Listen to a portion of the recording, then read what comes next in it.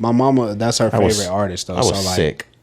I remember my mom was always playing LL, so I'm just like, God, I was sick. Yeah, bro, you're different. You're different. Episode 178 of the Rise and Grind podcast. Your boy Roderick in the building. Yes, sir, Cari, we back in the building. All right, man. It's Monday. I feel great. How you feeling? Yeah, feeling good, man. Had a great week, great weekend. Yeah, how was your weekend? Yeah, it was good, man. You know, we kicked it. We had a birthday party that we hit. That was fun. I went to my nephew's baseball game. Got to see him. Got to see my mom. So, yeah, bro, just feeling good, man. I had a great week overall, and the weekend was solid. Yeah, the weekend was good. I always get some relaxing for myself and self-care on the weekend. We had Saturday night, like you said, we had a birthday party to attend. Great vibes, fun, great people. It was a good time there. Yep. We got the pod on Sunday. Monday, we're here.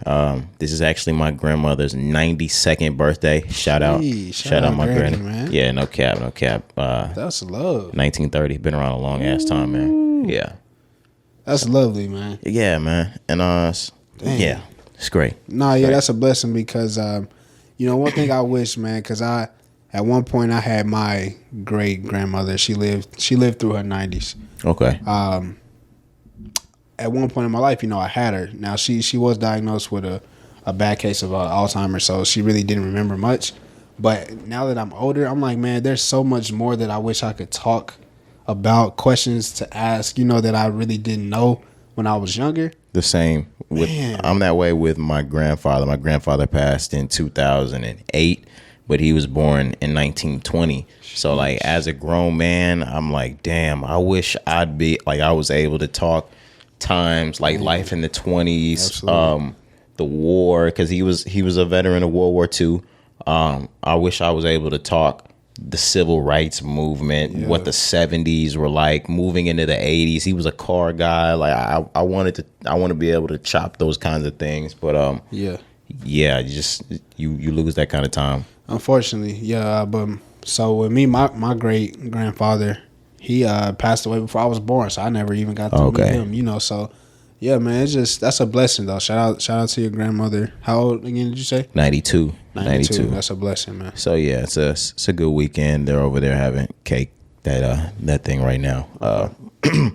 I'll make it over there a little bit later. But shout out my grandmother. Shout out to fam. Speaking of fam, shout out the listenership. Everybody that's listening on Apple, Spotify, Amazon, Google, Pandora, Stitcher, Deezer, Apple, wherever it is that you're getting this podcast. Make sure you hit that download button. You can get that offline. If you're watching on one of our video platforms on the YouTube, make sure you hit the subscribe button. Make sure you hit the notifications bell. Any of the social media platforms, Instagram, Twitter, TikTok, Snapchat, whatever it is that you're watching on, that you're following us on, make sure you keep up with us. Hit that notification even on there. Did you have anything else you wanted to get into? No, sir. Just appreciate the love always. But no, we can go ahead and get right into it. Absolutely. We got more accolades coming up too. We just need to. Oh yeah.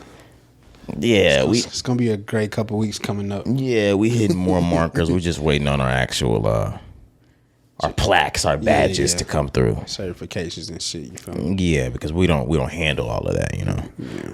All right, so I was scrolling on Twitter and I saw a rendition of Big Pimpin'.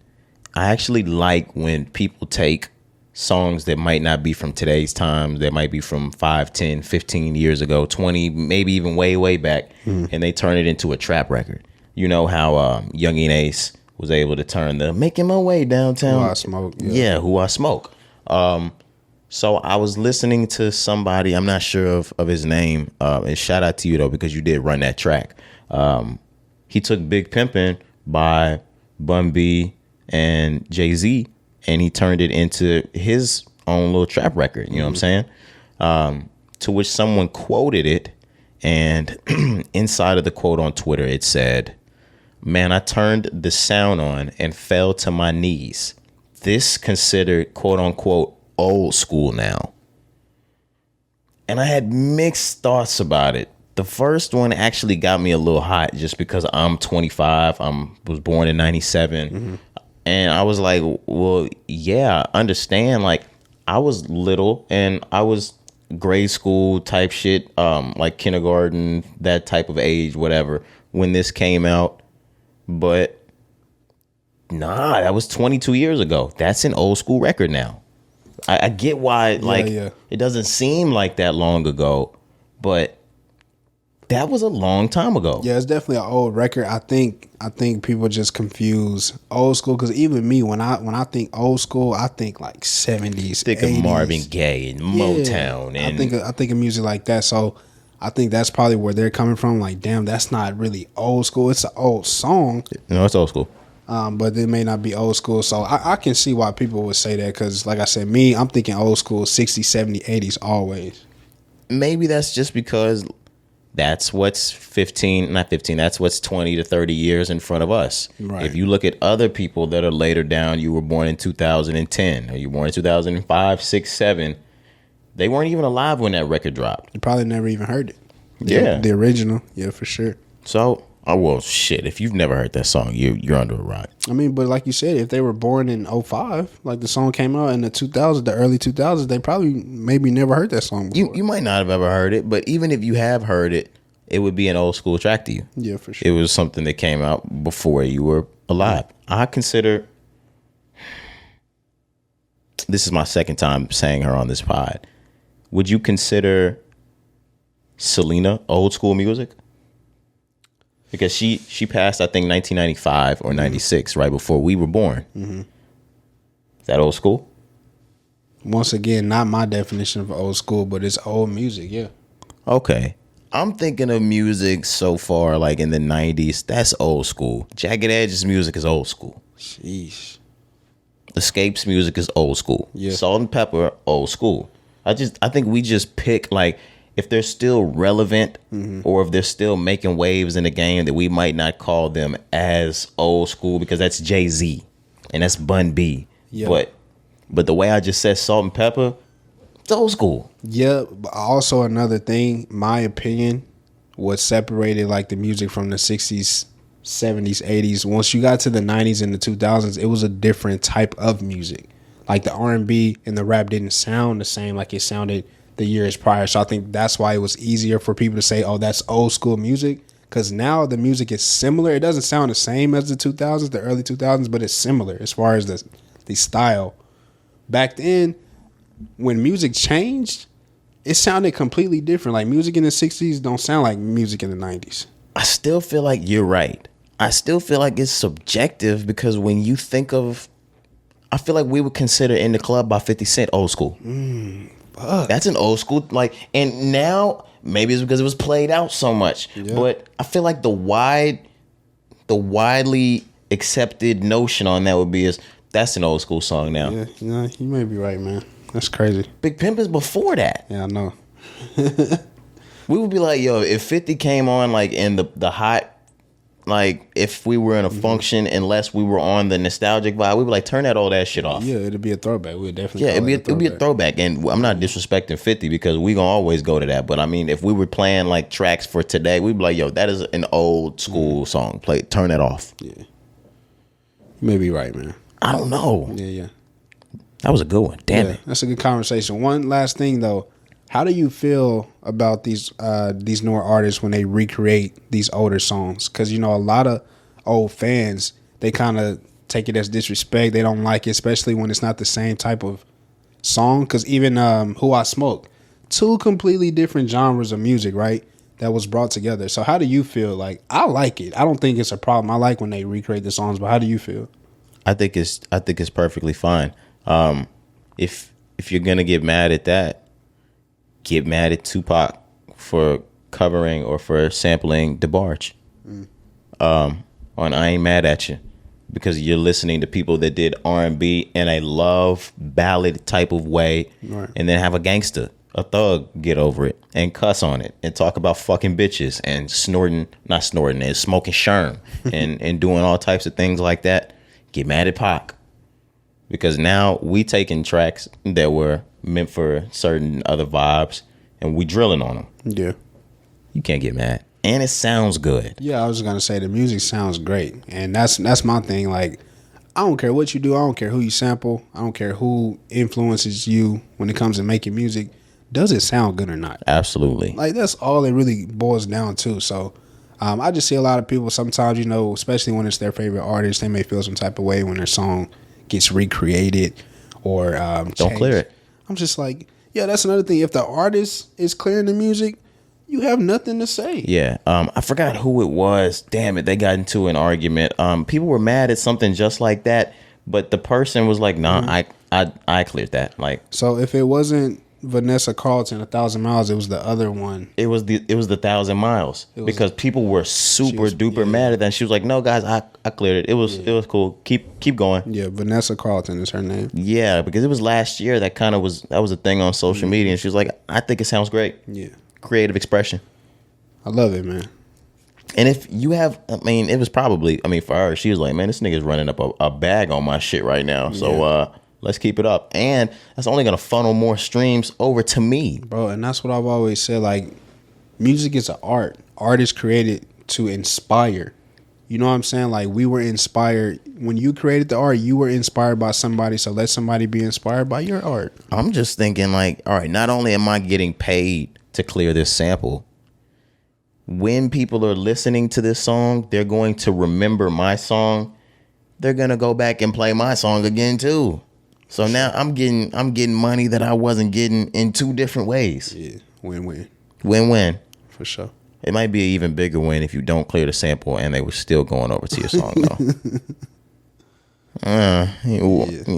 Give or take. It's a lot to think about there. Yeah, more to think about. Yeah. But let's actually get into the music now. Let's start with the albums that dropped last week. EST Gee's I Never Felt Nothing. Mm-hmm. We've been letting that sizzle for about 7 days. It's been with the people. He's done 32,000 in the first week. Those are his first week sales. Yeah, pretty decent for the amount of traction that he's making right now. That's a win for him. Yeah, and for 2022, we got to think that numbers are starting to change. Mm-hmm. What numbers or what first week sales and what sales on albums are actually looking like these days are starting to shrink. Yeah, bro. So 32 in the first week, I'm not mad at that. And that doesn't validate the amount of noise that EST Gee is making, the amount of respect that he has from everybody in the game. Like, those numbers mean nothing to where he's headed. Do we want to talk EST Gee now, or do we want to wait? About what? Because Designer was talking this shit on EST Gee. Let's do it. Okay. Forgot about that. I think this was Friday. We got word over social media. Something hit our phones. Designer was calling EST Gee trash. There was a bunch of videos over it. He was irate. He was saying, not only can you not work with me, you can't make music like any other New York artist that there is. So don't even try it. Designer was charged $75,000 or quoted $75,000 for an EST Gee feature. Mm-hmm. And from that point, Designer, he was irate. He didn't like it. He had a problem with it. And he took to social media to let people know that he was fucking trash. Exposing. What's up with everybody trying to expose everybody, bro? There's a lot going on. This hip hop shit with these quote unquote gangsta ass niggas is it's not really as gangsta as it seems these days. Man. True colors are starting to show for sure. Yeah. There's two things that I want to highlight in the Designer EST Gee situation. He called him trash. How is EST Gee trash if you indeed requested a verse from EST Gee? Question number one. I understand that you got charged the price that you did not like. Mm-hmm. But if I requested the Designer verse, that means I wanted the Designer verse for either my song, my album, my EP, my project, my whatever. Because you quoted me something too high does not make you less of a rapper. Absolutely not. That's just frustration. Hater shit. Boiling out. Like, you didn't think you were going to be turned down, or you didn't think he was going to put a price that high. Yes. So you feel some type of way, especially because Designer's been in the game. It's like, who is this young guy? I've been here. I know how business works. I already see it. So let's go ahead and validate EST Gee, and EST Gee should be on some, okay, well, you asked me for the verse. Yeah. The second thing that I kind of want to highlight is we're in 2022. were fresh off the cuff of EST Gee's debut album, I believe. Either that or his breakout album to the masses. Mm-hmm. EST Gee is not a $75,000 feature. You don't think so? No way. I think so. No way, Cari. I definitely think so. And I think that price tag is small compared to what's really being charged out here. Future just charged Meg $250,000 for the Traumazine verse. We just agreed that nigga was almost or is bigger than Drake in certain areas. Future? Yeah. Yeah, so but what I'm saying is like I don't see that $75,000 for EST Gee being that big. I think that's like his price range for where he's at right now. I'm gonna go out on a limb and I'm gonna go ahead and say no. So if he can't charge 75, what are he charging? EST Gee is a very, very, very new artist. You're not getting that 100,000 fucking tag for a verse from him, or for me. I'm giving him somewhere between 40 and 60, probably a $50,000 feature. I think 75 is right in his ballpark. Man. 75 is damn near 100, and he is not the $100,000 feature yet. I get that, like there's a lot of money going on in this rap game, and these niggas tote around. I get this, and that a verse. Nah, how many verses are you really doing though at them rates? That's not no $75,000 verse. Okay, so let me ask you: do you think he just threw out a random number for shits and giggles? Absolutely. Who the fuck needs or wants to be on the designer track right now? Throw that nigga something really high, and if he pays for it, fine. We up 75,000. But I don't really want to be on the track with designer. So throw him something really high. If he jumps up there and grabs the bone, he gets the fucking bone. Right. But if not, Okay. I think that was on some, like he's not that great of a rapper. He's not that popping.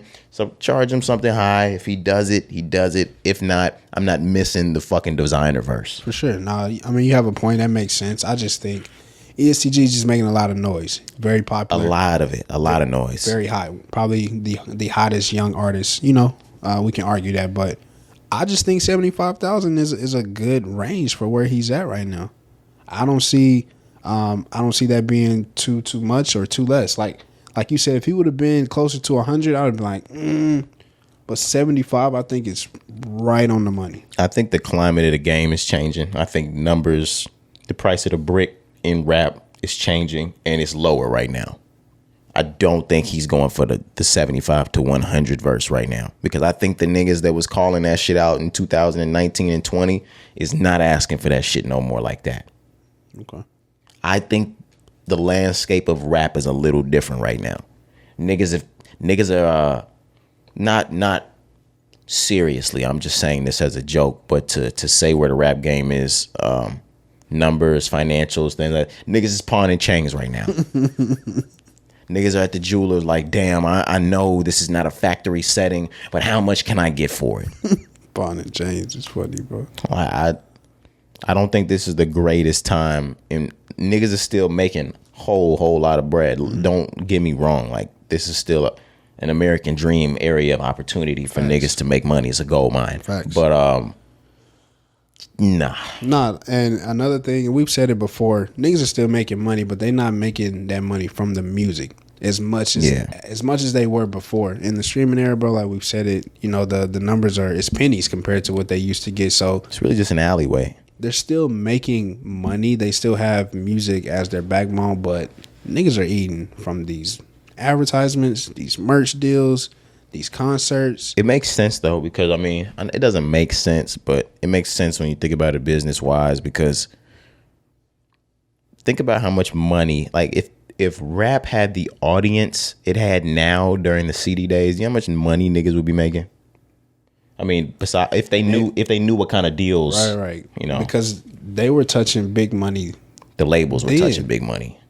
I mean, yeah, but you had some people that were touching some of that. Yeah. Then though, and they were making big money. Yeah, then. think about Jay-Z and Rockefeller. Yeah. If they had rap's audience in 2018, 19, 20, we would have been unstoppable. You fuck around, make $1 billion rapping, or being a CEO. Facts. Jay-Z probably wouldn't have stopped being a CEO over there at Def Jam. You know what? Look, if this is what we can do running it, like, I could be Lior. I think that's what Jay-Z thought. He thought he was gonna be Lior. I think he probably had thoughts of that. Okay. Probably kept him up at night a little bit. Rap Lior. Gior. G or Z. Yeah. Okay, my bad. I'm going too far. But EST Gee, 32,000. Shout out EST. Great album. Gonna keep tuning into that. DaBaby. DaBaby kind of snuck up on us, Cari. Man, did he? I don't know if he put the date out, but I did not remember he was dropping on Friday. Nah, I don't think, bro. I'm gonna be honest with you. I know we had watched the interview he did. He did the. It was Full Send. Full Send. Yeah, and I remember he had announced, Baby on Baby 2 was coming. I don't think he said a date in that interview. No, I think he actually wanted to try to work his promo out. Okay. And then this past week, I promise you, he didn't mention the album was dropping at all. Unless I didn't see nobody talking about DaBaby dropping the album. But Friday came around, Thursday night, whatever came around, and I'm looking through Apple Music, and I see DaBaby on 2. Baby on Baby 2. Yeah. Baby on Baby 2. You saw DaBaby on Baby 2. Yeah. You saw DaBaby on Baby, right. baby on Baby. That shit's a tongue twister, bro. The fuck? We saw DaBaby's Baby on Baby 2. Yeah, man. But no, I was shocked, bro, to see that he dropped the album. And then, of course, it's filled with great raps, but it's also filled with controversy. Some controversy, man. It's not DaBaby without the controversy. All right. So, yeah, he started out pretty good. We got to track 3. And there was a song called Boogeyman. That's where all the controversy sits inside of. He let everybody know the day before the entire Tory Lanez, Megan Thee Stallion, I shot you, alleged, or allegations, whatever it is you want to call it, that he was fucking Megan too. And there was a day after that he was fucking her that day too, he said. Do you have the lyrics? Yeah, you want me to read the exact lyrics? Yeah, just go ahead and do it for us. The day before she said that Tory Lanez shot her, I was fucking on Megan Thee Stallion. Waited to say that on my next album. Hit the day before too, but I kept it player. I ain't say nothing about it. It's no longer player. Had her pretty boyfriend tweeted me ready to die, talking about the bitch like a coward.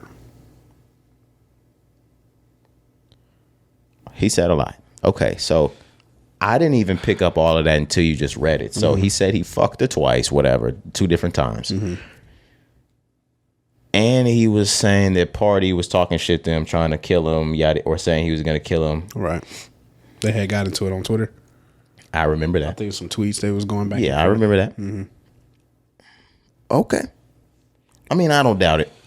I'm sorry. I mean, whatever. I'm not. We're not trying to get into the sex part between Megan and DaBaby. That is what it is. Yeah. That's lame on DaBaby's part, though. I will say that, like, bro, like, we got to stop the pillow talking, the getting these bars off in our raps, bro. Like, we don't need that. This is a form of ratting. We don't need that, bro. This is a form of ratting. That shit is whack, man. So yeah, but I guess that's what he gonna do. Like I said, I think the album is actually okay that we did it. You didn't need the controversy. I think it's pretty good, but what I will say is, if you don't have a hit song, you gotta have controversy, Cari, and you know that. You know that. Right, and I know he doesn't have the hit songs, but damn, the music ain't bad. It's not bad, but if you're an artist that came out with Bop and you came out with Suge, you can't settle for lesser hits. You gotta have a hit. Okay. I don't think we're in that era of music anymore, though. Like, I think we've kind of completely changed. Like, as a whole, or just for DaBaby? Even from where DaBaby is, as a whole. I just mean, like, we're in the drill stage now, and we were kind of entering that when DaBaby got here. Yeah. But I kind of think of DaBaby like Mace. Mace, except for the fact that Mace could have really survived in that gutter rap time, but Mace is a nigga that was really like that. He was about that shit. Like, he will really pop you. But he came up in the time where, like, it was really fun to be commercial. Like, and everything DaBaby was doing in 2019, it was really fun. It was really bright colors. It was really hip and fun with the music videos. Right. Yeah. But I will shoot you. And it's commercial. Like, he was a commercial gangster. And I don't know if it's hitting like that anymore. They want real killers. And he's like that, which is why from time to time you see him shoot somebody or beat the shit out of somebody. But I think we're going from the DaBaby era. That shit happened kind of fast, man. I ain't gonna lie. Like, it felt like he was on his way to the top. I know he had a lot of controversy things going on. But he was literally like, the next day would have been on top of the world, and then it was just like it was over for him. I mean, I feel like it seemed fast for us. It was really a span of 2 to 3 years. Man, when was that shit that when he said that at his concert, bro? That was like 2021. He popped in January of 2019 or the end of 2018. But he wasn't really about to be on top of the world until last year is what I'm saying. Like, I know he popped, but he was on his way to being like a pop star. I don't know, Cari. I think he was already a pop star. I don't think he was there fully. He was on his way. He had the number one song in the world already, Cari. Okay. He ain't the only one that ever had the number one song in the world. Name somebody without the number one song in the world that's not crossover already. Was the number one song a crossover song or was it a rap song? You don't have to have a crossover song in 2022 or in 2020. It's a crossover anyway if you get the number one. We're pop already. I mean, I'm saying like he was on his way to be a pop star because he was on pop songs, not just from being the number one song. Yeah, I don't think he was crossing over and working with those artists is what I'm saying. Yeah, I'm saying I think he was doing that already. I don't think the Dua Lipa thing was his first hit. I think she just kind of curtailed the entire thing down. Yeah, I feel like he kind of hit that point maybe in 2020-ish. End of 2020? Because if we think about like the entire 2021 when that shit happened, he had really stopped doing rap that whole year. He had only been doing like the pop hits that entire year. I think we were waiting on him to come back. That probably would have been big. Fuck that up. Yeah. The Danny Lay shit happened. That started fucking him up. Did he ever make it back? Hell no. He tried. He really just made it worse. After the apology, he doubled down. And then on top of that, you go start making music with NBA Youngboy. Oh, I forgot you did the Youngboy. No. Before that, you remember he was kicking it. I think he might have made some music with Tory Lanez first. See, and then he brought Tory Lanez out on stage after the Megan thing. You remember? Right after Megan came out. He did. I remember that.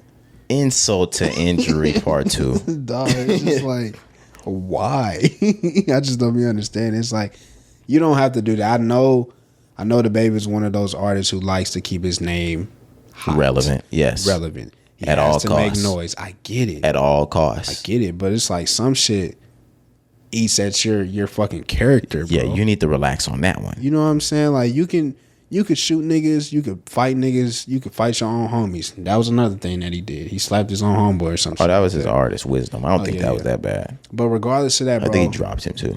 I get it. But some things like bodies, we're grown. We don't need to do that. You know what I'm saying? Disrespecting, like bringing Tory on stage. That shit is crazy. I just forgot about that. Yeah, that was wild. I just thought about that. He brought him on, and it was the song. I mean, it was like the performance after Megan Thee Stallion. It's crazy, bro. She was like, why would you do that? Like, you weren't even, or at least to our knowledge, but look, maybe we didn't know because he just told us that, you know, he was in that fucking conversation too. But at that time, we didn't know.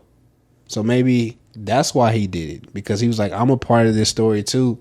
Let me do some, you know, shit that only us are gonna get. And he was probably on some, we both hit. Look at us. DaBaby's crazy. DaBaby is fucking crazy. Jonathan's crazy. Yo, the rap, that's why they ain't fucking with Jonathan, mom. Right. Jonathan's a character. The rap game is crazy. It's sick, man. It's sick. But like I said, let's go back to the album just a little bit. Baby on Baby 2. Of course, after if you get over the controversy, the music is actually not that bad. Like at all. The songs are damn near, everyone is damn near like, okay, this is a good bop. It has some bop to it. Did you do that on fucking purpose? I did. Okay. But it's gonna get overshadowed, man. Unfortunately, when you come out and you do that shit, everybody's only gonna talk about that one song, and there's so many more songs. I have this saved in my phone already. Keep it 100. I like the album. I've always been a DaBaby fan. There's been a few tracks that I listened to and I went, yeah, those are the ones.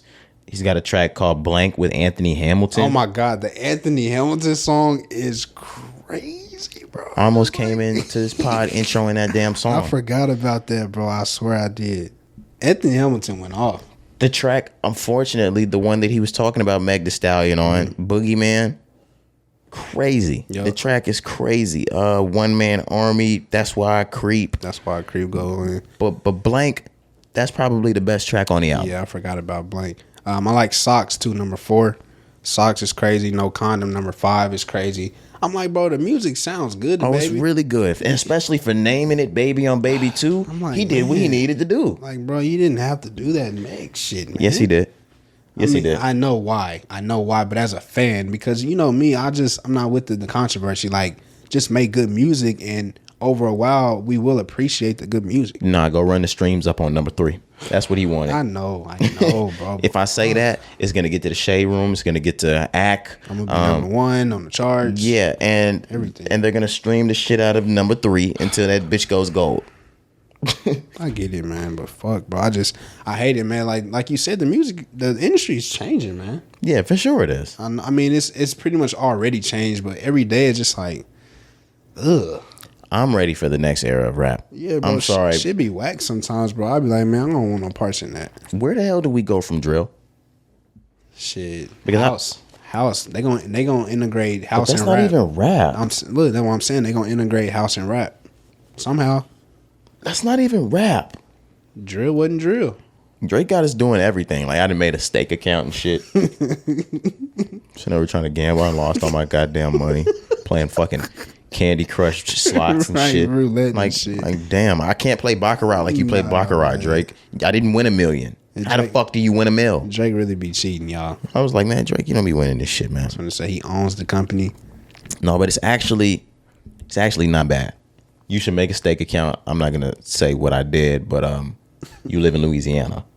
I'm just because I wasn't sure if I was gonna be able to gamble here, but I think you use crypto. I think they converted it into crypto, so like, not bad. For sure. It actually looks pleasant. Seems pleasant. I'm setting it up on my laptop tonight. Might get a glass of wine. Just might feel like Drake. Have a great night. Yes. Sit there, play Baccarat until I go broke. Okay. I'm gonna go broke quick. Yeah, sounds like a great night though. Let's go ahead and move on because I didn't mean to promote Drake or Steak. I'm not with. Did he do it on purpose? Nah. First take Steak. First take Drake. Steak Drake. Yeah. Strake. Uh-huh. All right. Let's move on. In singles. Glorilla. We didn't know there was a Tomorrow 2 coming out until the end of this week. Mm-hmm. And she said, fuck it. Same song. Give you Cardi B. Just throw a Cardi B verse at the end. Video came out as well. They were all through New York, her and her ratchet ass friends all in the subway going crazy. Then they meet up with Cardi B on some stairs and they going nuts, man. The video was crazy. Cardi B's verse. Track sounds great. Man, I saw a lot of people, they were kind of like, I saw a lot of people on the fence about her verse. Regardless, this is built for her. Bro, regardless of the verse, the impact, this is huge for Glorilla, man. Like, what do we mean? Who's going in on what about her verse? They were saying the verse was whack. I saw people saying Cardi verse wasn't good. I'm like, really? No, I think it was great. I think it was catchy. Now the munch part at the end, I wasn't a fan of, but yeah, I like the verse. Yeah, man, it fit perfect. Like you said, like that type of beat, that type of flow, that's Cardi B's flow, you know. And I'm just happy for Glorilla, bro. Like, I swear, like I'm a huge fan. I'm loving all the fame that she's getting. I'm loving that people are embracing her. Yeah, I love that shit. Like, real talk, like getting a feature from Cardi B, whether you like it or not, is gonna do numbers for her career. It's one of the biggest things a female rapper could get in the game. It's like a Nicki verse. Yeah, bro. Like, that co-sign is amazing. So I was just happy to see it. Like I said, the video, she brought the original friends from the first F&F video, even the one that got signed to QC. I forget her name, but she's still in the video. It's just love, man. Like, you could tell within her circle, it's love. Like, everybody wants her to win. So I'm all for it, man. The song sounds great. Tomorrow 2, over the weekend. For the first time, I was able to see women enjoy Glorilla come on the speakers. Yeah, that's not the first time I've seen that happen at a function. That was my first time seeing it. I was like, okay, this shit made me happy. Yeah, Glorilla's the one that's doing it in the streets for the ladies right now. Yeah. It's not Meg, it's not Cardi, it's not Nicki, it's not Erica. It's Glorilla. No matter where you are, she's turning heads, she's making asses shake, she's making girls turn the fucking speakers up, hair flying all over the fucking place, big ass eyelashes that's weighing down women's fucking eyes. She's the reason right now. She killing it, man. I love it, bro. I'm loving it. Tomorrow 2 was great. Did she have any new parts of her verse on there? Nah, her verse is exactly the same. Like you said, just added Cardi. Okay. Just wanted to make sure. She didn't need to change anything with hers. Lil Baby. He's not only the soundtrack for the World Cup, I guess. Yeah, he's going to actually be performing. Okay, he's performing at the World Cup. He's performing at the World Cup. Okay, so we got a couple of people to announce performances. Mm-hmm. So he's performing at the World Cup, soccer, football, if you didn't know. Shout out Baby. That's huge. Man, what? This is amazing, bro. He could have been on the corner selling crack. What did he say in the documentary? No facts. He said, I could have been out on a corner selling dope. I could have been somewhere selling dope. Yeah, then he tweeted, they really got the boy performing at the World Cup, man. That's huge. That's global, dude. Along with that, he dropped a track called "The World Is Yours to Take." Mm-hmm. I like the sample, and I like Baby's verses. This is one of those, to me, that was like Johnny P's Caddy, where I was like, yeah, I like everybody's verses. I like the beat. It doesn't mesh together for me, but I understand what's going on. Yeah, it's a theme song. Yeah, I know exactly what's going on. It's not an average Lil Baby song that you would just hear every day. But he did as much as he could. Oh, this going on FIFA 23. Right, exactly. For a song like this, you can't curse. You got to watch what you talk about. Niggas can't talk about drugs and too much sex and all of that. So, but he still was able to create something beautiful. I liked his raps. Like you said, it sounds great. It was one of those "We Are the Champion" type vibes. Exactly. Like you had to bring sports World Cup winner type of vibes, and they threw it on a nice 80s sample. I forgot what sample it was that they threw it on, but if I heard it, I'd be like, okay, yeah, I'll fuck with the song. Yeah, man. So that's amazing, bro. Like I said in pre-production, we were talking about this. It's like I had mentioned, not like Lil Baby needed any other validation to show you guys that he is the biggest artist in the world. Yeah, of course not. He's the biggest artist in the world. This is global Lil Baby. He is different. Sheesh, bro. He's the biggest in the world now. Nah, yeah, that's amazing. That's amazing, bro. I never saw Lil Baby going this global. Me neither, man. Lil Baby. It's big. Like when he steps out, like even to what I just said, when he steps out to fucking Fashion Week in Paris, it's different. Yeah. He's World Cup, baby. He's the biggest over here.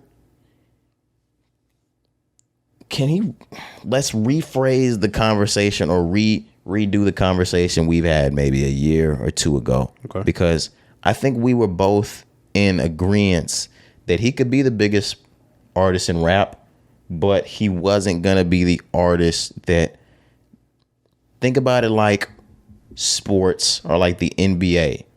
You can be as good as you want to be or as great a player as you are. It's somewhere up in the executives where they're like, you know what? We're going to put this entire company through Michael. We're going to run this entire company through LeBron. Yeah. We're going to run this entire company through Kobe. I know what you mean. You need a poster child. Yeah, we said for the longest that we saw why they picked Drake, but we didn't see them making Lil Baby poster child. Yeah. No, and it's looking a lot more realistic. No, facts. Now it's easier to see that, but at the beginning, it's just because, bro, he got his fame so fast. He wasn't ready. Like there was a lot of training. When somebody makes it over time, whether it's 3, 4, 5 years, you've been trained. You've been groomed, right? Basically on how to be the star. Lil Baby just happened to wake up one day and became the star. Drake, you know what I'm saying? Drake. So he just we've watched him get there. You know what I'm saying? Some people are just ready for it and born. Like Lil Baby, nah. Like we've literally watched him grow within. And it's like it was happening right before our eyes, and it was like we didn't even see it, Cari. The same blueprint for like a Drake. You came from the label that was making the most noise in the game with the best, hottest rappers out. You got the niggas in the adult lane, Migos murdering it. You got the preteen to teenage age, Lil Yachty murdering it back at that time. That's when they called him king of the damn teens. Oh man, Yachty's run was crazy. Baby slid right in the same way. You rewind to 07, 08, 09. You had the Hot Boys era that was post that, but you still had Birdman going nuts. Right. Lil Wayne was going crazy. He's in his prime. You see Nicki start to bud. You see that Tyga, and then the younger era of Young Money, Drake, boom. Yeah, man, not for real. Even another one with QC, even the City Girls. You know, we forget about their opening run. It was crazy, man. But no, it just Lil Baby, like I said, man, we didn't see it coming at first, but once it was known that it hit us in the face. Oh, he could really rap. It hit us in the fucking face. We were like, okay. I swear, bro, and Charlamagne said it on his on the documentary. It got really good. And we were saying really this, fast. bro. We were saying this, I swear to God. We were saying this for years. Like, man, he's getting better better. We used to listen to his rhymes, his raps, and we used to be like, bro, why is he rapping so hard? We used to say about Wayne, it's literally like a player that every single summer they came back taller. Yeah. They came back better. They came back with more size. They came back with this. Every single time these niggas come back, something is or significantly greater. Yeah. Every single time Baby drop a project, he's that much better than he was the last time. Facts, bro. Niggas was steady working on that game in the summertime. Like he's Michael facts. in the off season trying to play fucking Bad Boys in Detroit. Facts, man. I love it, though. I love it. Like I said, he didn't need any other validation to let us know that he's here. It's his turn again. The album is coming out in like 2 weeks as well, so it's about to be over for the rap game, bro. Lil Baby's about to come back and snatch that crown, and he's going to have it pretty much for the remainder of the year. Yeah. The rest of the year. Don't let that nigga go on tour. Well, he was already... Yeah, he did the Chris Brown shit. But he's going to go on his own tour fresh off, like probably at the beginning of 2023. Yeah. Oh my gosh, this nigga's about to run it again. Don't sleep on Dirk though, because he said he was dropping before this year was over too. Mm-hmm. I definitely want a Voice of the Heroes too. I know that's not what we're thinking about, or because Baby's got his own project on the way.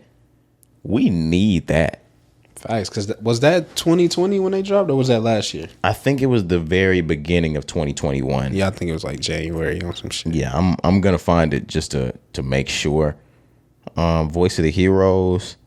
Yeah, that was the beginning of 2021. Okay. But June. Is that something that's almost like one of those Watch the Throne, Don't Touch It Again? Because that's one of the best collab tapes I think I've heard since Watch the Throne. Facts. No, it's definitely not one where it's like you can't touch that. You can do another Voice of the Heroes. It's like the what was the shit with Baby and Gunna, the drip too hard. They didn't do it again. I'm saying, but like that type of like sound impact, like for right now, I wouldn't compare it to Watch the Throne, where it's like you can't touch that. We don't need that. Drip harder or whatever. Drip harder. That's what it's called. Yeah. We need we could do another Voice of the Heroes too. I feel like that'd be perfect. Okay, because we do need them again on something. But they're gonna drop their albums first though. For sure. So it may not be to like some summertime next year type shit for like an anniversary. Because the first one came out in June last summer.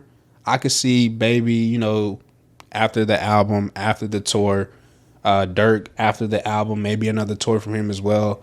Then they lock in and possibly drop that like next summer type shit. Okay. All right, that sounds good. Let's move on. Cari, you wanted to talk Rolling Loud. It was a big thing. We usually tell niggas to stay the fuck away from Rolling Loud, New York. That's when the police show up, hip hop police. You're gonna get arrested in like during the Rolling Loud New York event. Like if you got something going on, they're waiting on you. This is actually the last day of it right now, or yesterday was. I'm sorry, Sunday was. But we know that it happened all last weekend, but all of the drill rappers, apparently, except for 504, were removed from the event. Yeah, from the lineup, at the request of the New York PD. Yeah, Shaek 22 Gee and Ron Suno, they were removed from the Rolling Loud lineup at the request of NYPD, like you said. Yeah. So how do you feel about that? I didn't know. I didn't know they could do that. It's good and bad. People don't really know why. It's bad because, yeah, you're stopping these niggas from performing in front of the crowd. You're stopping money. You're stopping a whole lot of things. It's good because Rolling Loud puts together these big ass lists of artists that are performing because they're popular. And New York is a thick place. And they don't realize, oh, you put 15 rappers on here and 7 of these niggas are beefing. And all of these niggas are going to be within 50 feet of each other backstage. Somebody's going to die in here tonight. Sheesh. And these, you already know, like, I don't mean this in a bad way. Shout out all my New York niggas. Shout out the New York listeners. When it comes to that crime, New York grimy. Them niggas not giving a fuck. Like, it's a little different in Texas. Like, if it's bad enough and it needs to go down, it'll go down here. Nigga, it'll just fucking go down there. No, facts. I understand. Yeah, so like it's like we're putting imagine from the town that we're on, and you put the south and the east in the same building 50 feet from each other. It's going down. It's bound. Something is bound to happen. It's going down. For sure. No, I definitely understand. It's just, I'm always a fan first. So, me too. Same. That's why I'm always just on the fence about things. But no, as far as safety, shout out to New York PD. Shout out to Rolling Loud for like really listening. Because it's a lot of times, bro, when you bring something like that to a festival who only care about the dollar sign, who only care about putting on the best show, they may try to ignore some shit like that. But New York, like you said, no. If they bring you some shit like that, you have to abide. Yeah. And I'm sorry. Like, I'm not for the hip hop police at all. But in certain instances, they might have the correct information. Absolutely. And if I'm not mistaken, 22 G's, the last time he tried to perform, they arrested you before you even went on stage. So they really... Both times. This has been happening since like 2018 or 19 at Rolling. Every time they try to put 22 G's on stage... I don't want to say the rappers that are niggas are in the mix with, things like that, but it happens every single time. See, like, that should be telling him something. You should just stay away. Yeah, like every single time they don't let him perform because it's like that. And the thing that should happen is if all of these niggas are going to perform, one of you niggas, like the day that you're not going to be there, you can't come. But I know that sounds dangerous, but I'm like, let's just say it was like a Tupac Biggie thing. Oh, yeah. If there's 3 days to the festival and Pac is performing on day one, Biggie and his set can't come through on day one. Right. Pac and his set can't come through on day two because that's Big's day. And somebody's going to blick this whole area down if it happens. But then you get to the shit that's like, well, are Biggie's niggas going to be in the crowd? Are Pac's niggas going to be in the crowd? Is there going to be an issue? Is somebody going to pull the blick, the knife? Is somebody going to sneak this, this, and that? Or is this set versus this set going to even be in the crowd? They fuck around, blick this whole thing down. And that's why you got to just shut it down. So you just got to have niggas, hey, they're not going to be there. Right off the cuff. Like, they're not going to be there. That makes sense. So, yeah, I understand. Like, and we taking away from niggas. But like some situations is for the safety of the consumer. Of everybody. Because I know this is surrounding a lot of street business, but we have a lot of civilians that are the consumers and buyers of this shit. And you don't want your fans dying listening to this shit or just coming to support you, family. Facts. So, yeah. Facts. Couldn't agree more, man. But outside of that, Rolling Loud, we did see some big names, some big faces came out. Some great shit happened. Nicki Minaj came out and headlined. She was the first female to headline Rolling Loud ever. Playboy and Kanye. They came out, performed Off the Grid. Fivio brought Ice Spice out. Really? I didn't even see that. Fivio brought Ice Spice out. That nigga Munch. Do you know who Masika is from Love and Hip Hop? Yes, I do. She commented on something Ice Spice did because she came out off of Fivio's set. And she said, hey, somebody needs to teach this girl about breath control and stage presence. Come on, man. I'm like, how the fuck? It's her first gig, probably, dude. Like, And Ice Spice has been popping for about 3 weeks, and it's probably tripled the money that this shorty's made. right, bro. I've never seen Shorty on stage. Nah, man. How are we talking about a Shorty stage presence? We've never seen you on stage. That's what I say. First gig. No. Are you no. saying for the one that's talking? Yes. Oh, okay. We've never seen you on stage. We've only seen you on TV. We didn't even know your songs. I was gonna say, what about your breath control? Do you have breath control? Facts, Do you have stage? You don't have presence on a stage. Right. Okay. But shout out Ice Spice, man. People. She's a munch. The one that was talking. Oh my God, I'm sick of you, munch. Yeah, she's a munch. Don't do nothing else, Fetty Wap. We know that should be him, man. Oh shit, he's in there on that Rico. Yeah, do your thing. But who else was it? We saw, like I said, Ice Spice. There was Kanye. I didn't really see. Nicki was the only one, just because, like I said, hometown. That's huge. Hometown, but and then her headlining. But 5EO did his thing on his set. We saw that. Yeah.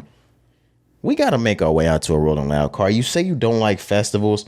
I don't like the atmosphere. Car, we're gonna get backstage. Nah, yeah, it's some people I want to see perform. Like I told you on a few episodes ago, like Bad Bunny. Yeah. On some shit like that. But it's hella artists like Tyler. Wait, Bad Bunny was at Rolling Loud? No, I'm just saying. I was like, what the fuck? I would go to he would shut that bitch down. Yeah, I would go to a festival though to see like a magnitude of people like Tyler, Bad Bunny. Oh, I would definitely go to see Tyler. I want to see Playboy. I want to go see Playboy too. Future. Nigga, you need to line this up within the next 12 months then, because what I'm gonna say is, and I'm saying this to the listenership too, you're going to start seeing music wise, festival, performance, concert wise, the last of Kanye West. Oh yeah. In the next year or two, when he's done touring, it's fucking over. Mm-hmm. Like, he's 45. That touring, jump up and down, kill the fucking stage, energy all over the place, Ye, it's gonna end soon.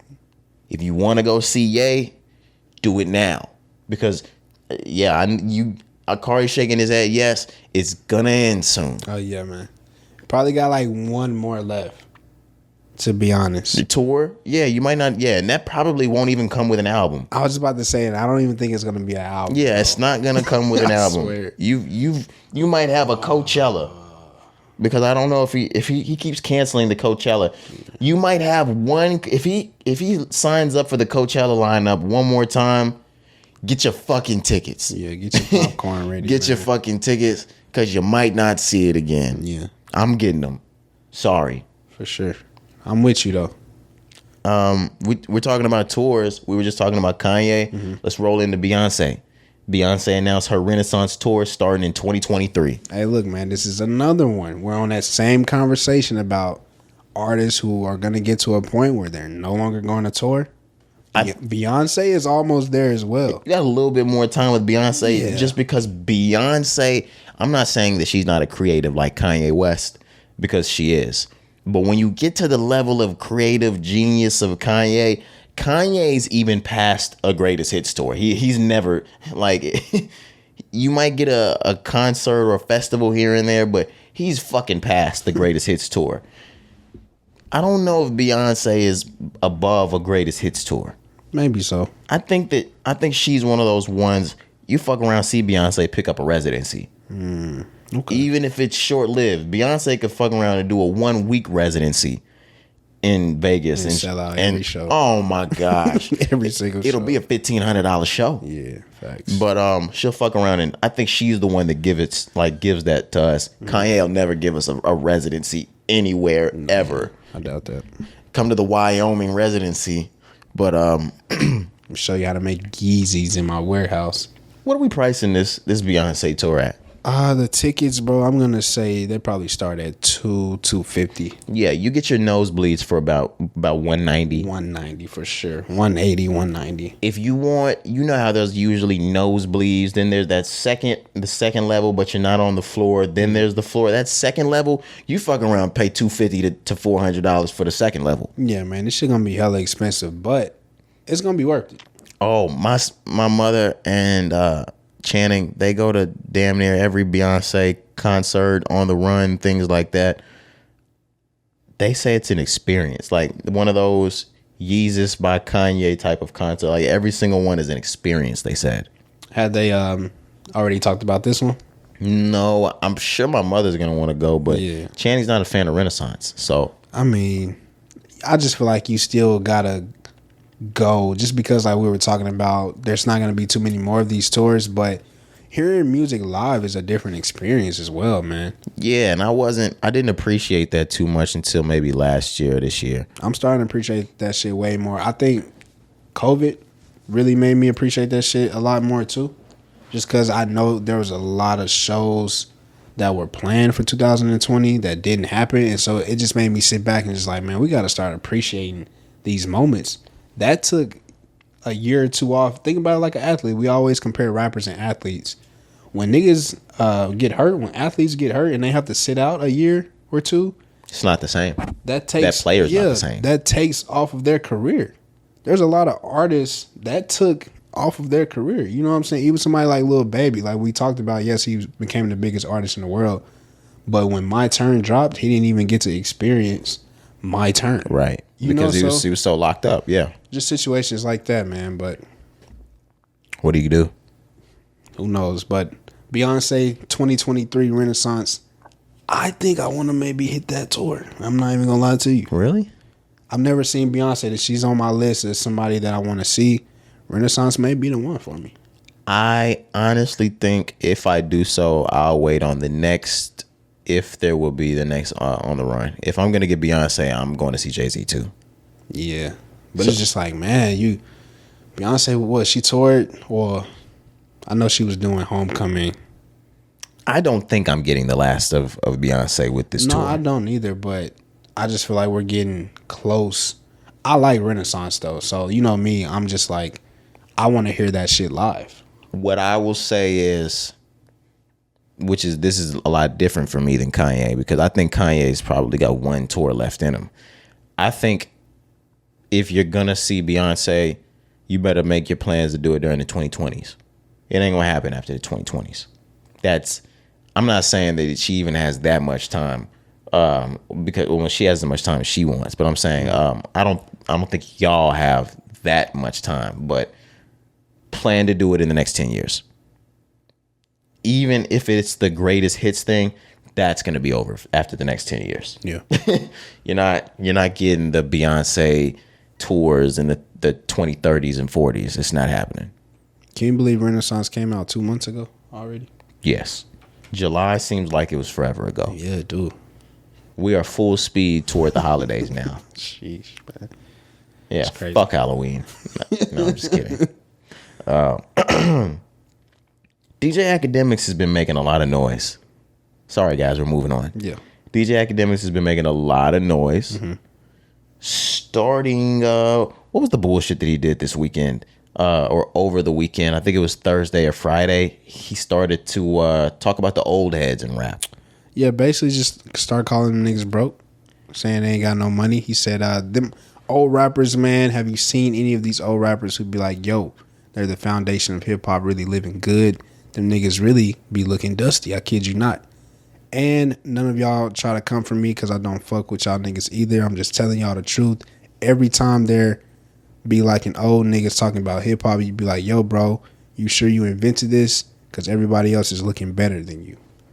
Yeah, so basically he was saying the founding fathers of rap, y'all aren't rich. So if you started this lovely piece of art, which is hip hop today, what the fuck do you have to show for it? I think that's wildly disrespectful. Oh, yeah. I'm a hip hop like historian. Guru. I go back, guru. I go back to listen to music from the 40s, 50s, 60s, 70s, 80s. Of course, we're saying like hip hop, so I know the 40s, 50s, 60s doesn't really count towards that. I was just saying towards the historian shit. I had the utmost respect towards the founding fathers of rap, just because I wouldn't have much to talk about if they didn't start this shit for us. Ak wouldn't have anything to talk about. Yeah, we wouldn't have an industry to be inside of. So I agree with you. That's why I find that to be very disrespectful. I think we forget a lot of times how blessed we truly are to have the innovations within technology, to have the platforms, to have the audience, to have social media, to have the internet, to where shit is just so easily accessible. Like, it's easy for us to be successful in our lanes today. There'd be no alleyway for you to make money. There'd be no lane if it wasn't like LL Cool J was saying, because he's one of the ones that spoke out against Act, kind of putting him in his place. If it wasn't for DJ Kool Herc, if it wasn't for Grandmaster Flash, if it wasn't for those type of artists that were there, or not even artists like DJ Kool Herc that was around in the 70s to start that party, to start a hip hop, Grandmaster Flash to have one of those instrumental songs and albums in hip hop to kind of push the wheel forward and start that for us. You don't get this shit without Big Daddy Kane or the Fat Boys or niggas like that. And these aren't niggas that you look back at and they're up 100, 200, 300 M's. It's just not like that. And it's not always about the money. When we're talking about... It's not. We're talking about respect. And I'm sure a lot of these niggas sit back happy that us down here are making bread like that off of the game. Right. That's what being an OG is at its core. Insight, advice, wisdom, mentorship. That's what the old head status is for. That's what it is. That's the definition of it. Yes. Our generation in 20, 30, 40 years of old heads, we're gonna be rich as fuck. And I'm not saying that in a bad way. I'm just the truth, the reality of it. I'm just saying we entered a part in the rap industry where it's making a lot of money, whether you're a rapper, whether you're a rap commentator, a potter, whatever you do. We've entered the rap game where there's a lot of money being made in it, to where we're gonna have a lot of money looking at younger niggas in the next few years. But there's a generation for everything, and that's the generation for mentorship. Facts.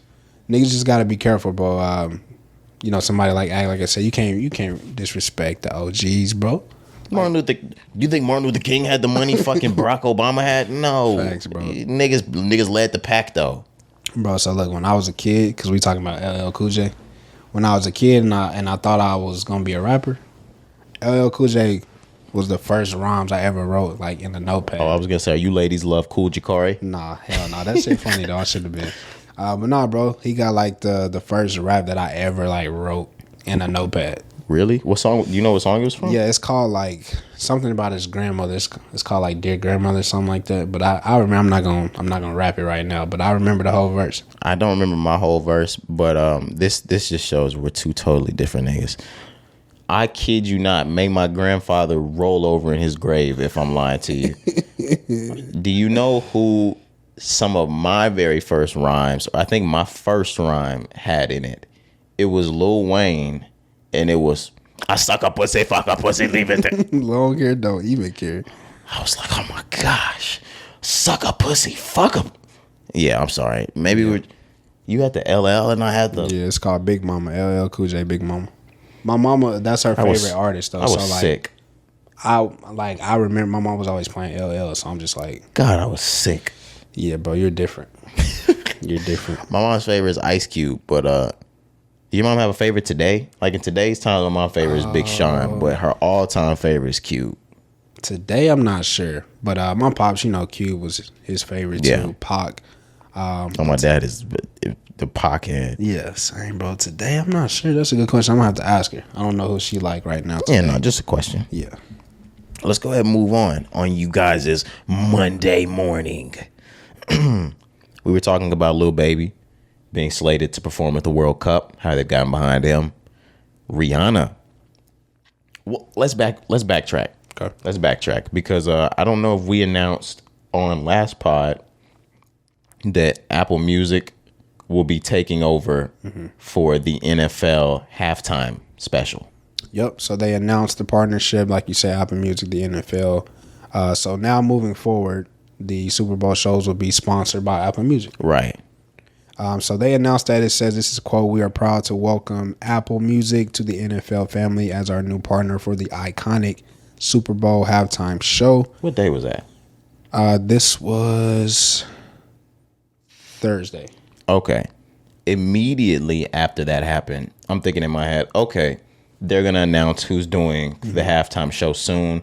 But what I was thinking in my head is I was like, okay, Apple Music is the sponsor now. How the fuck does that tie in? Are we just gonna play music during halftime, or is someone gonna come in over over a video and do a video show like the Pandemic Grammys or some shit like that? How is this gonna work? Versus on some shit. Yeah. Fast forward to what is Sunday. Rihanna posts a picture on her Instagram with her hand holding up an NFL football. Hey man, I love it. To which we looked at and we were like, you know what? Rihanna's gonna play the fucking not the Grammys. I'm sorry, the Super Bowl. And this makes the most sense to me ever because what we were saying last year is, you know what? After what the fuck we got on stage, Jay-Z's never gonna get them to put another black person on that fucking stage. Like, I don't know how Jay-Z's gonna get them to continue to do hip hop or black people or whatever it is. No, just throw in somebody black that all the white people love too. Yeah, man. And on some comeback shit for her too. The story is already written. Yeah, we know what this is. It's already written. So yeah, we end up finding out that there's also within this, the Apple Music, Rock Nation is a part of the partnership as well. So obviously Jay-Z is pulling some strings, getting his people back in the building. Like you said, we thought it wasn't going to happen again, but he snuck Rihanna in there through the back door. This is the big question, Cari. I know. Is this story written the way that everyone wants it to be written? Right now, I'm going to say no. Because you already know what I mean. The way the story is to be written in everyone's eyes is whether this is right before or right after, this performance is either preceded by or followed by a brand new album by Rihanna. I'm going to tell you why I'm not on that boat. Because you want to know who just broke our heart last year doing this exact same shit? Kendrick Lamar. Kendrick fucking Lamar. But he followed up 3 months later with an album. Okay, and that's fine. Or was it 1 month? What was this, some shit like? It wasn't too far after, yeah. Definitely like first, maybe early second quarter, like May. I think he dropped. Yeah, I was going to say it was somewhere between March and May. Yeah. Rihanna though, right now, I don't see new music right now. I still don't. Like, she's still fresh off the baby. I know music is finished probably, but I just don't see her really curating an album right now. I want to know what the climate for Rihanna even dropping an album looks like. What is a rollout into that? She's never been out during the stream. Well, she has one album out during the streaming era. 2016. But full-fledged into this, I don't even know what a rollout for Rihanna looks like. Does she old school roll out this? Because she needs no promo. I was about to say, she don't even need nothing, really. She need a hit song, though. Yes, she do. I mean, but I'm not worried about that, to be honest. I know we're not worried about it, but we should be. That she can't produce or that she needs it? I'm not worried about her producing. I know what you mean, like she needs it. Like, we're going to be excited that Rihanna is back regardless, but we still need a song to carry us. You need a song to carry you. And if Rihanna is going to do what needs to be done, and that's a comeback album after all this time, hit niggas in the fucking gut, punch us, and give us a hit song. Like, you could do nothing better, but with an amazing comeback album and a hit. You only need one. All she need is what was Hello by Adele. That's what you need. Hello by Adele. That was the one fucking hit she needed. Carry us the whole fucking way. Look what I did to Cari. I know, bro. Look, like, we're probably not getting another album for another 3 years. Look at this nigga, stuck, bro. I'm just like, I don't even know what to say about Rihanna, man. But no, you're right, man. I think she would definitely need a song. I hope we would get a song. But regardless, I don't think she needs like a scripted, like planned out rollout as well. Definitely does. I don't think it needs to be like super scripted, bro. I think, yes, you're Rihanna. You can just fucking put it out. But if you've been gone for 7 years, which that's what it's going to be next year. Yes. No, Cari, you got to cross your T's and dot your I's. Okay. Everything has to fall right into place for your. Imagine if it was your comeback. You don't want to just willy-nilly just drop it. Facts. Every fucking little tiny particle has to fall right in place. The stars have to align. Okay. I agree with that because we just saw Beyonce do that exact same thing too. Right. With every music video, it was already made. The stars have to align. God has to. God has to do this for sure.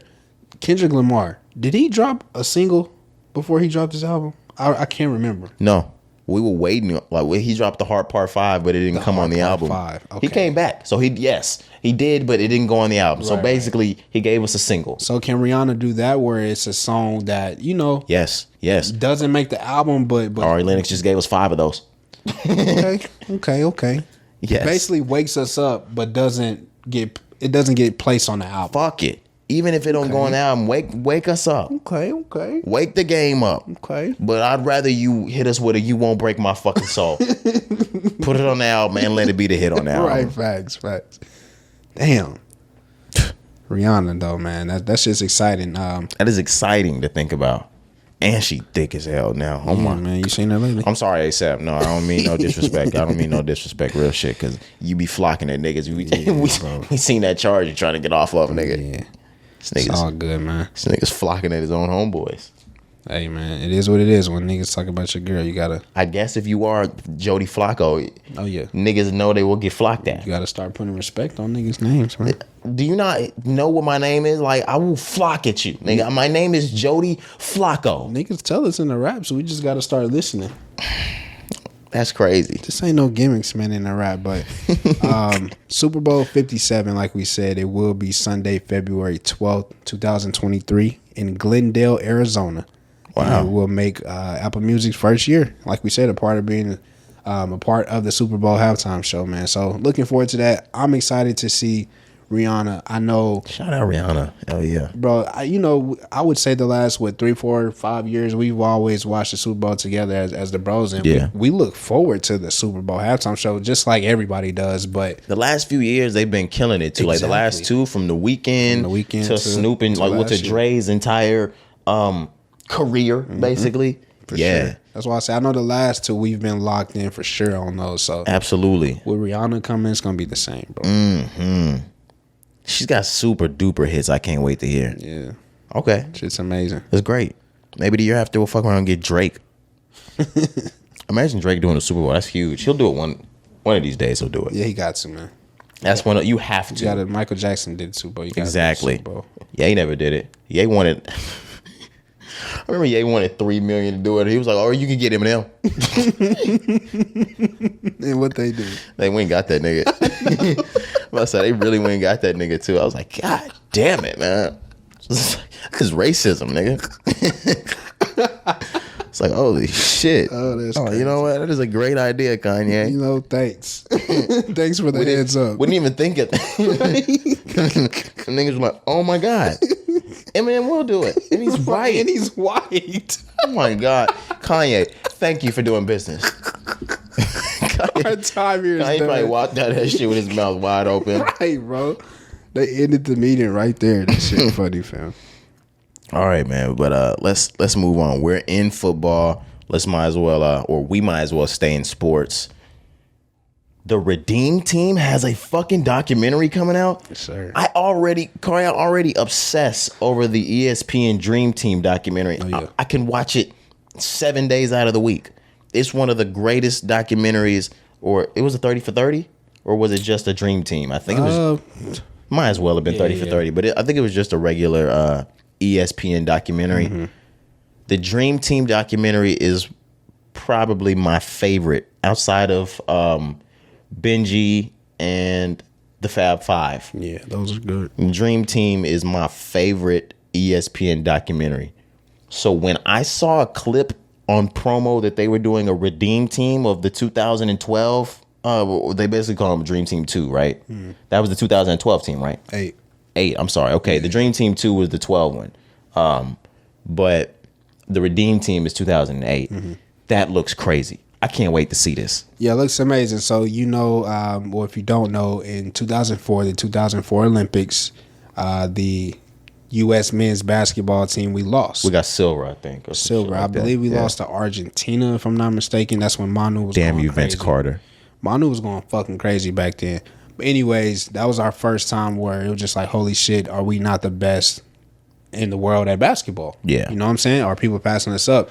So 4 years later, you fast forward to the 2018 Olympics, which were in Beijing. Was that Beijing? 2008. You said 18. My bad. 2008. Was that? Yeah, that was Beijing. 'Cause I remember when Michael Phelps was going crazy out in Beijing. For sure. But you get the redeem team, like we said. You see stars like LeBron, Kobe, D Wade, Chris Bosh. Yeah, I was gonna say Chris Bosh, Dwight Howard, Darren Williams, Chris Paul. and then you see stars from other countries that are NBA stars, like Pau Gasol. Pau Gasol. That was one of the Fernandez. that was one of the promos they were running. Yeah, man. Because I don't know if you remember the Dream Team and the relationship between Michael Jordan, Scottie Pippen, and Tony Kukoc. It somewhat resembles that. Not in the not up in the executives to where they didn't like him because Tony Kukoc was the new baby of Chicago Bulls, but on the tip of, no, this is my teammate, but we're for different countries right now, and I'm out to win a gold for the U.S. Yeah. I'm laying this guy the fuck out. We're enemies. There's a clip where Dwayne Wade and LeBron James kind of describe in the locker room that Kobe says, "Hey, fuck Pau Gasol. I'm laying him the fuck out first play." First play of the game. And we go to the first play. He knows that they're gonna run a pick, and that Pau's gonna be the last pick. Kobe charges straight towards Pau, knocks him the fuck out. LeBron and Dwayne Wade said they were looking there like, "Oh, what the fuck? Yeah, man. What? That's your teammate. Like, what the fuck? No, fuck him." Carmelo said he was in the back like, "No, fuck him." Yeah. I love Kobe, man. I was watching the clip, Kobe, getting ready for this, and I'm like, man, I love that type of determination. Like, this is why I played. Like, yeah, bro, it's Mamba mentality. It's just what it is. They got that dog in them, man. But I just remember watching those Olympics, so that's why I'm so geeked to watch the documentary. Just because, man, like coming off the loss, coming off of Kobe was still. They were trying to pass the torch, but Kobe was like, "Nah, nigga, this is still me. Yeah, this is still my time." Like people were trying to move on to the D Wade and LeBron era. I don't really know why, because my nigga that just won MVP. Facts, but you know the Lakers hadn't been to the finals since Shaq left. Yeah, and we getting two more than bitches, you bitch ass niggas. Right, so that's just really what it was. But man, that's just some great basketball. Like that moment was amazing for our country, but also, you know, we just established our dominance back in the sport of basketball worldwide. And that was just big, man. But I can't wait to see this, of course. It's going to be sad to see the clips with Kobe. But like you said, I just love hearing about bro's mentality. Like, it was infectious, like, to the whole team. That's what they said. Kobe literally knocked out his own teammate. You know what I'm saying? His real-life teammate. Of course, they were on different teams in the Olympics, but once he set that standard, it was a wrap. They was like, we know we not losing. He's the fucking truth. I miss Kobe, bro. I really miss Kobe Bryant. I'm not gonna lie. In a way, I mean, just because I know how I feel, and I also see the dominance of LeBron. It's so hard nowadays to pick who the greatest player in basketball was, for me, because I feel like you get Michael, but I feel like Kobe was just Michael too. Mm-hmm. And then you get LeBron. So, like, I always said it was Kobe up until maybe the last 4 or 5 years of LeBron. I can't pick. Michael's out here. I'm not picking Michael. But I just can't pick. Yeah, I've seen some things I've seen LeBron do at his age.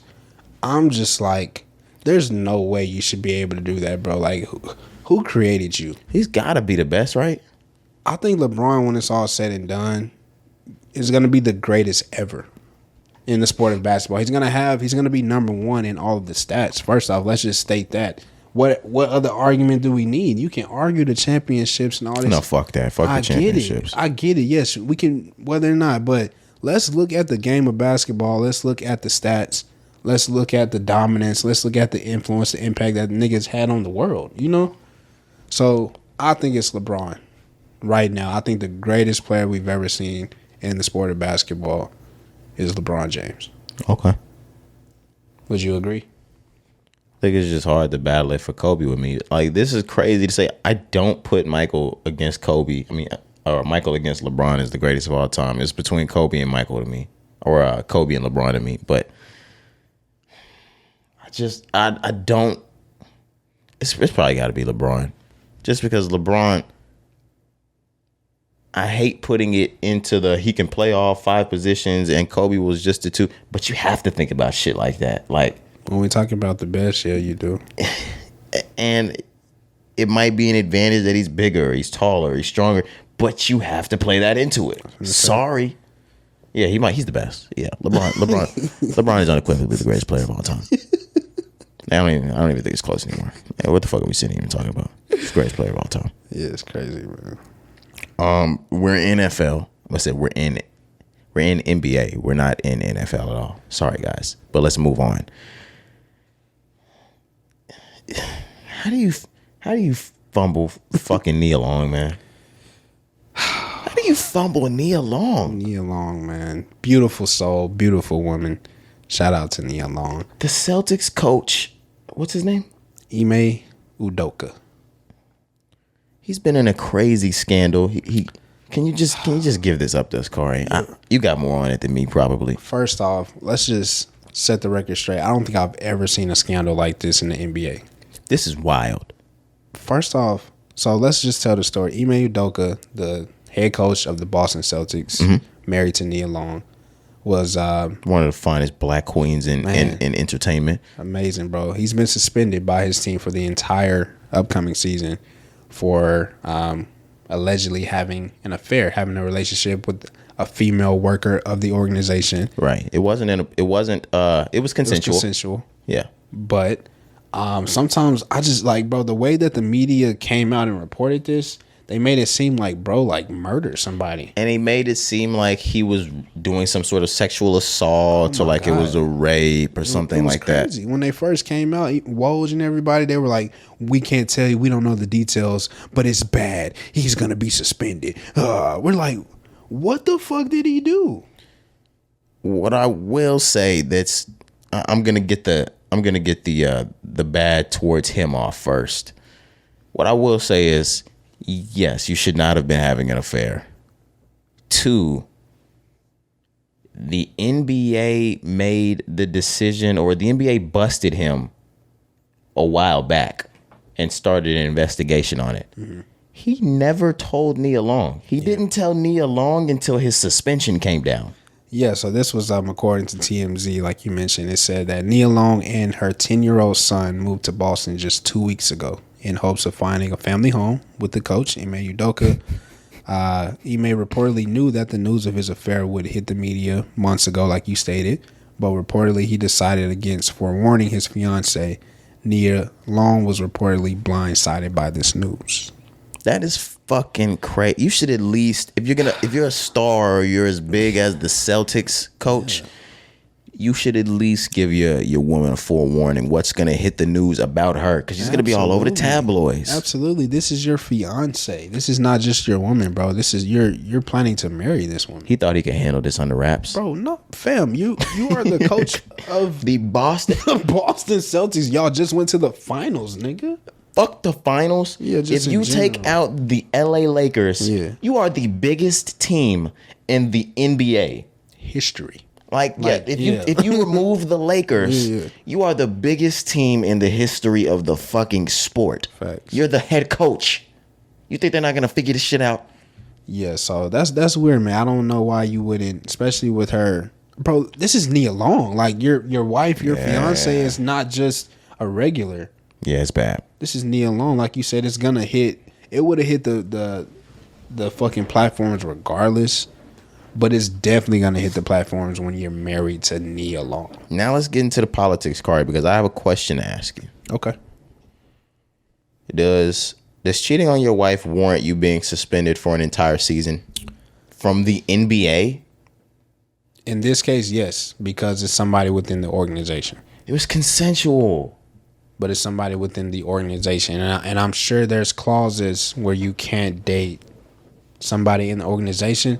But I also think there's more to this story that's coming out. There has to be, and I can't wait to see this unfold. But Cari, even under that circumstance, do you think it warrants a full season suspension? No, not a full season. See, that's what I'm trying to get to. Like cheating, number one, cheating on your wife has nothing to do with the company. Right. But cheating on your wife with somebody within the company, yes. Now that's where discipline and let's see, consequences and repercussions play into this. Right. A full season suspension, I don't think is warranted in this instance. No, I definitely don't agree with that, especially when, they put bro business out there. Yeah. That's why I'm just like, bro, it's a lot of fishy shit. That's why I'm saying his players need him. There's gonna be more. There has to be more. There's something else that happened, because you're not suspending bro for a whole season for some sex. His team needs him. Sorry. Like something has to be going on, but no, I don't agree with the full suspension. She got to be pregnant or some shit. Bro, like something has to be going on. Full season suspension if she's pregnant? No, I don't think anything warrants. Like I said, right now, what we know, the facts that there was just a consensual relationship. I don't think that warrants a full suspension in any aspect. What instance would warrant a full suspension outside of there being a sexual abuse?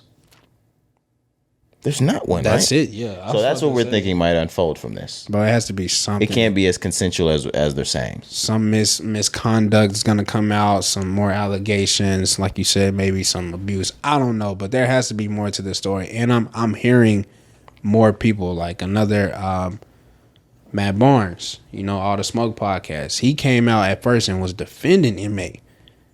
At the beginning, he was defending, right? He made a video and he walked back. He said, guys, I had to delete that video after finding out the facts. This shit is bad.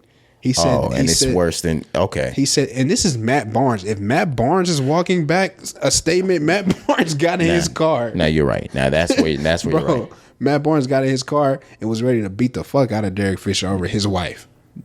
He drove across the country. Like, this is Matt Barnes to beat the fuck out of Derek Fisher.